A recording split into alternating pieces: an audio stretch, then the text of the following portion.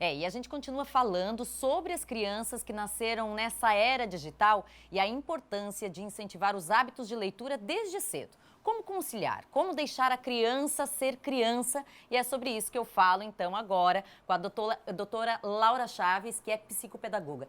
Doutora, dá para desmitificar um pouquinho aí, né, essa história do livro. Não é só ler que vai também aguçar a criatividade da criança. Tem outras práticas que são bastante importantes, né? Boa tarde. Boa tarde. Primeiro, só fazer uma correção. Eu não sou doutora, sou mestra, só para a gente não confundir. Não Ótimo. confundir, né? Mas o mais importante é que a gente é pedagoga, né? E está na área há muito tempo. Então, a primeira coisa que a gente precisa é clarear algumas coisas. Não é só de livro que se faz um bom leitor, né? Quem é o bom leitor? É aquela pessoa que consegue ler, interpretar no texto, inferir aquilo que está explícito, aquilo que está implícito. Esse é um bom leitor. E eu não constituo esse bom leitor só com livros. Isso é importante. Existem muitas outras leituras que a criança, que o jovem, que o adolescente precisa ter acesso. Essa é a primeira questão. A outra questão é a gente ter o cuidado de não didatizar demais a leitura, porque quando a gente ouve, o próprio VT coloca um peso muito grande no livro. Ele não é salvador da pátria, ele é uma das coisas que a criança precisa ter acesso, porque a gente sempre diz, tudo aquilo que acontece na infância não fica na infância, ele vai para a nossa vida adulta, né? Então, se a criança tem uma experiência boa com a leitura na infância, é muito provável, não é garantido, que ela vá ser um leitor que tenha prazer de ler.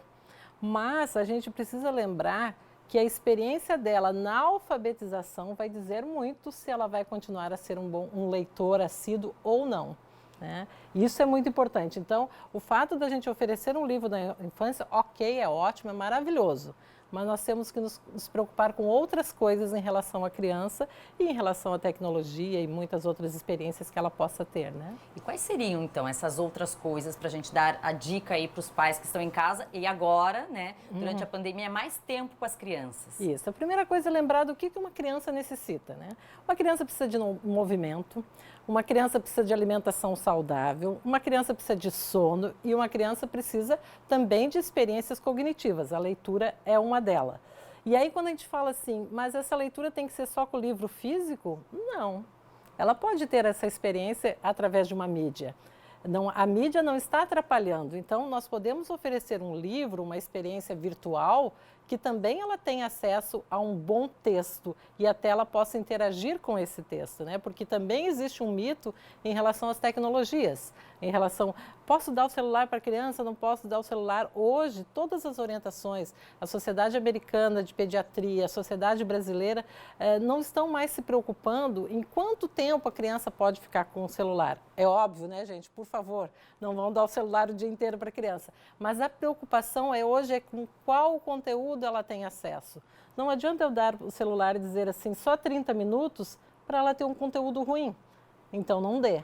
Mas se você der 30 minutos de acesso para um conteúdo bom, que pode ser controlado pelas famílias. Então isso é importantíssimo. O que as pessoas não podem perder de vista é que nada substitui a mediação do adulto, seja qualquer coisa que a criança estiver fazendo. Então, a criança precisa de ar livre, a criança precisa de contato com seus pares, né? Ela precisa ter contato com outras crianças, ela precisa brincar, ela precisa se movimentar. A gente tem batido muito nessa tecla, a criança precisa se movimentar, né? Então, são essas as coisas que estão envolvidas na infância de hoje que a gente precisa estar bem alerta, né?